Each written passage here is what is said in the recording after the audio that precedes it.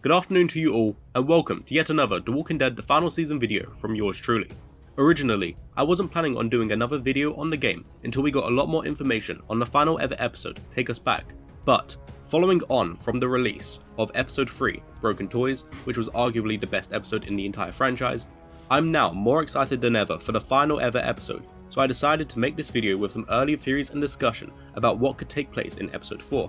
I guess I should once again say that spoilers do lie ahead, so if you haven't played The Walking Dead The Final Season, or episode 3 Broken Toys, or you just don't want to see any of the leaked messages from the staff, this is your chance to go away and watch a different video of mine. But anyways, let's get right to it. When it comes to Take Us Back, one thing that we know for definite is that a variety of the choices that we have made in the past will affect how Clementine's story will reach its conclusion. As Kent Moodle, creative director of the final season, noted, our choices will have important effects on how the game ends. I'll expand on some of these choices in a lot more detail in this video, while I'll comment on the other ones that I mentioned in a second in another theory video that I have planned about AJ that should hopefully be up in a few weeks time. But anyways, when looking at the first 3 episodes, I think it's fair to say that there have been a handful of decisions that could play some part in episode 4 and also how the franchise reaches the end, if this even is the end. In episode 1, the only real clear choices I can see holding some importance are your first lessons to AJ at the train station, and also whether you let him crawl through the hole at the train station or if you killed the couple. In episode 2, there are a lot more choices that I think will be important, to an extent. You have to tell AJ if you think he's a murderer, or that he was justified for killing Marlon. You can also agree, flat out disagree, or play rock paper scissors over AJ's willingness to have dibs on killing Abel. You can decide whether or not you get into a relationship, or best friendship, with either Lewis or Violet, and you also have to decide whether or not you save Lewis or Violet from being captured by the Delta. And obviously, the choices that we've made in episode 3 will probably hold an even bigger importance come to the final. You can choose whether to give Abel mercy or to let him turn, you can decide whether you agree or disagree with James's Walker theory, or you can even lie to him about it. I wouldn't be surprised if choosing to burn the hay or supplies, and also deciding whether to kill or knock out the Delta guards will play a part too. More importantly, it's pretty obvious that letting AJ kill or spare Lily will be important in the finale, and interestingly, I wonder how the shoot versus runaway choice will impact episode 4. As I said previously, I have a video planned that will go into a lot more detail on AJ's impact in the finale and also my thoughts on the ending, but for now I do think we'll find out more secrets and Take Us Back, in the form of what truly happened at the Macara Ranch and a further secret about the person that we decided to save back in episode 2. I've seen quite a few people over on Reddit speculate that the episode will commence with what really happened at the Macara Ranch, but I don't think this will happen. Pretty much everything we've seen in the final season has been put there for a reason, so just telling us what really happened at the ranch and then moving on with the remainder of the main story does seem a bit of wasted potential. Just placing the truth about what happened at the ranch at the beginning wouldn't really flow well with the remainder of the story, unless they executed it in a similar way to how they did at the start of episode 2. Instead, I think Clementine and her determinant partner will have a heart-to-heart on the way back to Erickson, which can then remove the unnecessary time of watching everyone slowly but surely get back to Erickson. For example, the partner could praise Clementine for everything that she's done since she arrived, only for Clementine herself to finally reveal part of her own dark side about what really happened and what she did, in particular, back at the ranch. Considering the fact that it's been mentioned in every episode, something massive and gruesome must have occurred at the ranch. I mean, there just has to be a reason why Telltale, and also potentially I guess Skybound, have decided to save the reveal for the final ever episode. Although we have no real information to go on, I imagine the ranch used to be a nice community, hence why Dr. Lingard gave AJ to them, but following unfortunate events, it soon turned into a dark community. Taking into consideration the blood references, I have a feeling the ranch transformed into a slaughterhouse. I'm pretty sure this was the environment they wanted to use in A New Frontier, but due to unforeseen circumstances, this never came into fruition. If my previous idea that something massive and gruesome happened at the ranch, then a slaughterhouse would make perfect sense, and it'd also be a nice homage back to one of the best episodes in the franchise, Starve for Help. AJ referred to there being a lot of blood towards the end of his time at the ranch, and dreamily commented on how the ranch was a mess when Clementine got there. Maybe I'm just being a bit too hopeful, but I would love for the ranch to be a slaughterhouse, and we actually get some of the most horrifying scenes and experiences that have ever existed in the franchise. At the moment, I definitely think we'll find out that Clementine wiped out the entire community there. You may think it's a bit unlikely, but she was a lot more threatening and hardened person when she lost AJ. And as stated previously, we know the ranch was a mess and that there was a lot of blood, so Clem wiping out an entire community, including any innocent adults or children there, wouldn't exactly surprise me. As for your partner, and in case you're a bit confused, by partner I mean the person that you decided to save at the end of Suffer the Children. I feel like one final secret will also be revealed about them to Clementine during this heart-to-heart scene that I predicted, to remove the unnecessary weight of everyone getting back to Erikson's boarding school. In regards to Lewis, I imagine he'll reveal to Clementine that while Dorian was technically his first ever proper human kill, it wasn't actually his first ever human kill per se.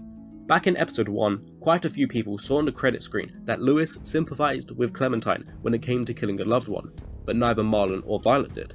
And I believe you only find this out if you admitted to killing Lee or Kenny, or that you spared Lee during the war card game.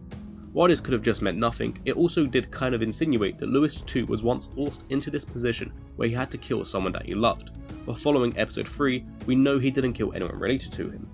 Going back to the party scene during Broken Toys, only Lewis and Violet remember a girl called Erin while no one else did. Lewis says her name with a sad expression, while Violet admits she used to make fun of her because of her braces. Since the aforementioned duo are the most important characters in the final season, well, except for Clementine and AJ of course, I feel like Erin might actually be somewhat of an important character, and I will find out a bit more about her in the finale. As a bit of a guess to link back to the idea of Lewis killing someone he loves, I have a bit of an idea about what this could actually mean. Considering the fact that it was only Lewis and Violet that remembered her, I have a feeling that she died pretty soon after the outbreak began, since the younger kids didn't remember her. Perhaps Lewis and Erin were pretty good friends at the time, but one day when they were out, Erin got bit and Lewis was forced to kill her to stop her from suffering and turning, just like Clementine determinately did for Lee and Kenny if he went down those routes in their respective seasons. In regards to Violet, we don't really have any indication that she's hiding any more secrets, so the only real discovery I think we could find out from her is that she was never actually in a relationship with Minerva to begin with, or if they were, it was just very fresh. Now this is just me grasping at a lot of straws, but hear me out because this is the only interesting idea that I could come up with. I originally began to look into this idea after playing Broken Toys for a third time, where some dialogue from Violet stood out to me. When she asks Clementine for a dance, she comments on how she's never danced with someone that she cares about before, which is a bit confusing because if Violet was in a relationship with Minerva, why did she never dance with her? It's pretty obvious that Violet isn't afraid to open up to someone that's a lot more tougher and different to her in Clementine, and considering we were told that Minerva was a lot more innocent in comparison, since she didn't even like to kill walkers, it's even more strange that Violet never had the dance she always wanted with Minerva. If you saved Violet at the end of episode 2, her relationship with Minerva does seem pretty strange in the third episode. When they meet for the first time in over a year, they do hug, but then Minerva also hugs Lewis too if you went down that route, so I don't think the hug actually meant anything special or unique. Also, if you choose the option to say that Violet is in charge, then Minerva will belittle and criticize her due to her lack of confidence and trust in people. More interestingly, later in the episode when we finally see some signs of weakness from Minerva, she only fears for Ten's safety, yet she seemingly doesn't care about her apparent girlfriend. Looking at this idea in a bit more detail, we've only ever been told once that the two may have actually been in a relationship, and the person who reveals this is none other than Lily during the Delta siege of Erikson. Sure, Violet does comment on how close she was with Minerva back in episode 1, but it's never strictly revealed that they were in a relationship. In the Erikson notebook, we can see an image that I guess is of Violet, Sophie and Minerva, but with a BFFs caption underneath it, so it's just as likely that they were very close as friends. Sticking with episode 1, Brody comments on how Clementine was the first person that Violet warmed to in a long time, but at that point they were simply just very new friends. And also, Marlon says Minerva's name to Violet, but he comments on how they were just friends too. So with this information, I present this brand new theory. Violet and Minerva were best friends for years at Erikson, and everybody obviously knew this, just like with Marlon and Lewis being best friends, as an example. However, as time went on, Violet began to develop feelings for Minerva.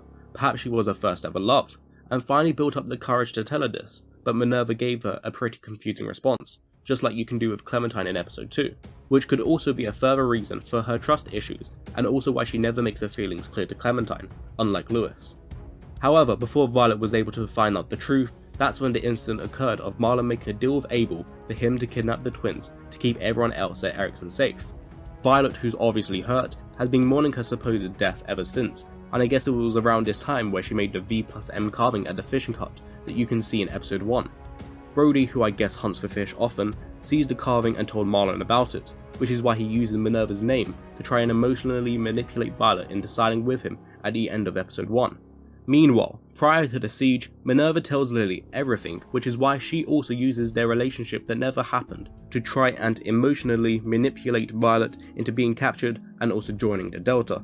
just like how she also tries to manipulate Lewis and Ted into exposing their locations. Also, if you saved Lewis in episode 2, it's pretty obvious that Minerva and Lily begin to brainwash and manipulate Violet into siding with them, while if you save Violet, she increases their trust in Clementine and is confident enough to reveal more about her true self. But anyways, that's the video. Do you think there will be more secrets to unravel in episode 4, Take Us Back? Why don't you comment down below or tweet me over at ByJohnSmith. Don't forget to like this video, subscribe, and maybe even check out another one of my videos if you like. Thank you for checking out this video, and I hope you have a great day.